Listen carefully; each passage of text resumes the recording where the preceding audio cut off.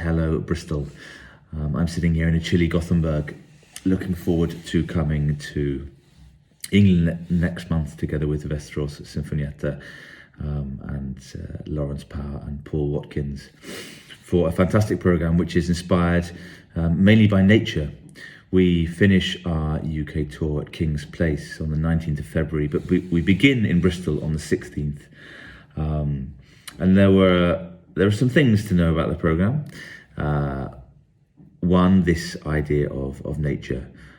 We start the first half with Felix Mendelssohn's wonderful little tone poem, which he wrote after a trip to the Hebrides, and in particular an island of Staffa, which in fact is an Old Norse name given by the Vikings, because these basalt columns on the island reminded them of the columns with which they built their houses.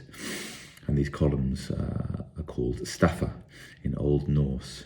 But this wonderful landscape was the inspiration for Mendelssohn to write this fabulous little piece. We follow that by another little tone poem by the Swedish composer Andrea Tarrodi called Zephyros, which is based on a poem about the god of the west wind. She, of course, makes the orchestra speak in a completely different way, but it's equally colourful. We've played a lot of her music, and we're really very happy to be bringing some of it with us on this little tour. And we finished the first half with Ligeti, Georgi Ligeti's fantastic, well, it's a kind of showpiece, I guess, his Concerto Românesc. He grew up in the Carpathian Mountains, and he would hear the Alp horns echoing in the valley between the mountains, and that's just one of the effects which he uses in this fabulous piece. It's full of folk-inspired melodies and dance rhythms, and it's just about maybe 13 or 14 minutes long, but it's packed with energy, and it's amazing the sounds which you get from quite small orchestral forces. But the other thing to know about the programme is that it was an excuse to work with two very dear friends, Paul and Lawrence, who I've played so much chamber music with, but I was very keen to work with them in this way too, with the orchestra.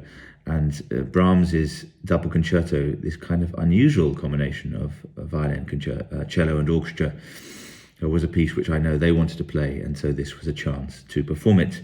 In a way, it's Brahms's Fifth Symphony. It has that symphonic sound and language, but of course these moments of real intimacy, chamber music-like intimacy. And we preface that with a wonderful little piece, Dvořák's Silent Woods, originally a piece for piano, four hands, a set of pieces, and he arranged some of them for orchestra, and Paul's going to join us for that. It's going to be an amazing programme.